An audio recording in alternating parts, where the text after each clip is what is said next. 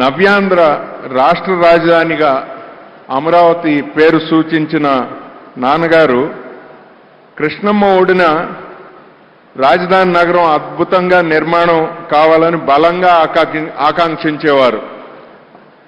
ఆ శంకుస్థాపనకు కూడా గౌరవ చంద్రబాబు నాయుడు గారి ఆహ్వానంపై వచ్చి ఆయన ఆనందం పంచుకున్నారు. వారి ఆకాంక్షలకు అనుగుణంగా అమరావతి నూతన నగరం అపురూపంగా తయారై యావత్ దేశానికే కీర్తి ప్రతిష్టలు తేవాలనే సంకల్పంతో మా కుటుంబం తరపున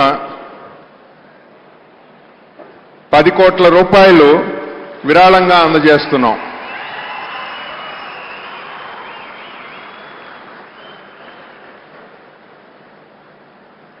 Apart from naming Amaravati, he always looked forward for the overall development of this new city. As a token gesture of the family for the continuance of his vision for this megapolis in the making, Amaravati, we are happy to present a check for rupees 10 crores to be used for the development of the city.